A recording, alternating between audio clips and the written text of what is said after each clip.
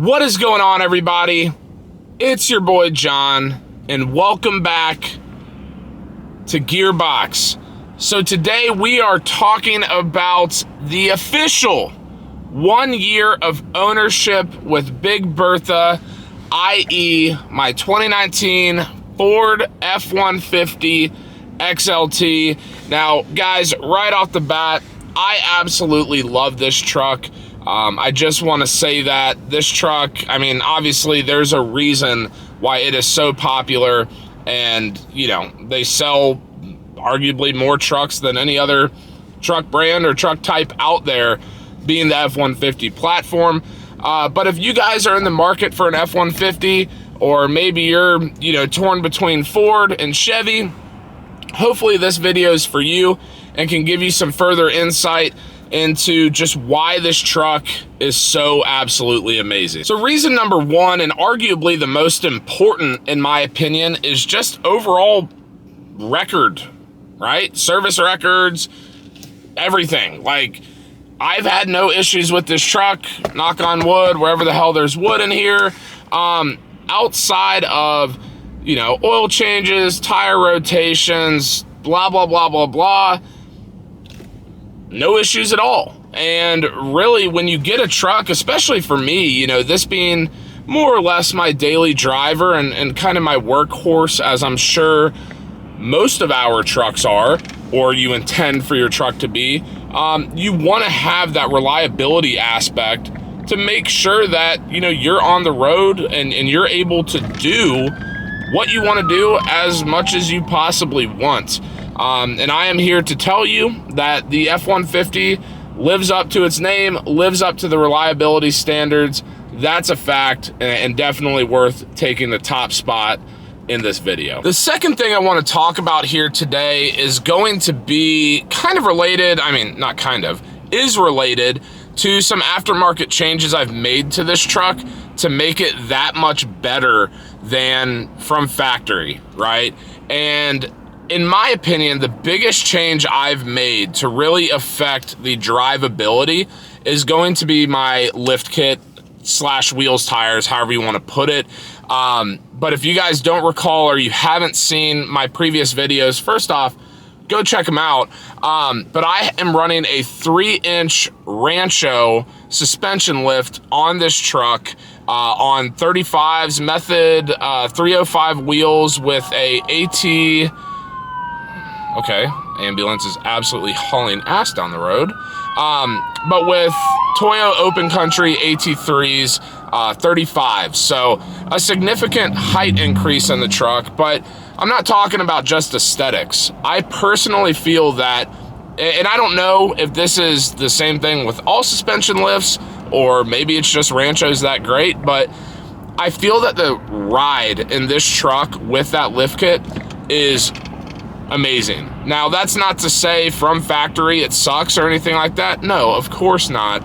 But whenever you start tampering with suspension components and tires and wheels and blah, blah, blah, blah, blah, you know, you run the risk of possibly making a poor decision. And in my opinion, once again, a lot of that is going to come from the actual money that you spend to invest in a good suspension setup. But regardless, I am super happy with the suspension, super happy with the ride of this truck, and it makes daily driving it just that much better. The next thing I want to talk about with this truck, and I've talked about it a million times, but with the Super Crew Cab with a 6'7" bed, there is so much room for activities, it is really hard to comprehend. Whether you are, once again, just daily driving, commuting to and from work, whether you're going on a quick trip to the grocery store, whatever, you have more than enough room to do what you need to do. Now, obviously, it wouldn't be a truck if you weren't actually using it for truck things, i.e. putting mulch in the back of your bed, towing a trailer, so on and so forth. This truck has been an absolute perfect addition to my fleet, having the ability to do all of those things and not be lugging around a bunch of shit in a Subaru WRX. That's a problem, but I did have to do it for a while. We made it work. But anyway, you know, just from a utilitarian standpoint, guys, this truck is amazing. Now, that point is probably a moot point to a lot of people when you start crossing platforms, whether we're talking Silverados, Dodge Rams, GMCs, etc. But I do like to point out, I mean, look at the back seats here. I mean, up here, we're everywhere, and there's so much room for so much more. And I have had this truck packed down, you know, shit falling out when you open the doors type of deal, but there's no way I could fit near as much shit in my WRX as I can this truck, and I think that is a very important point to make when talking about why this truck is as great as it actually is. Moving on to the last point I want to talk about, yes, it's going to be the aftermarket potential. Same thing applies to my WRX. I'm sure a lot applies to Silverados and stuff like that, but you know, from a truck perspective, unless you're talking about Ford F-150s or Chevy Silverados, if I were a betting man, I would say that the vast majority, you know, percentage of aftermarket support is going to cater to those two vehicles specifically. Now, that's not to say you can't, you know, pimp my ride your Sierra or anything like that, but you know, the Ford F-150 is just such a long-lasting, you know, has stood the test of time type of deal to where companies really want to invest in aftermarket parts, both from a performance standpoint, but as well as a, you know, aesthetic standpoint. And I think that is super cool. Clearly, I have taken advantage of that up to this point already. And newsflash, I'm going to continue to do so. For one reason or another, maybe we'll call it a guilty pleasure. I'm not sure. But I just love tinkering with my shit. I love buying things. Like, it's what I do. I'm at work.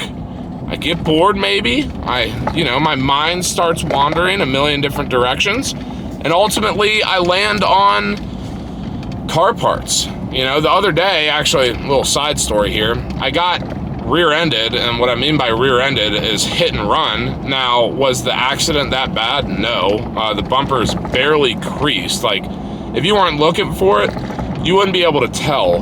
But immediately, I'm like, all right, we're getting a rear bumper, screw it. You know, like that sort of stuff.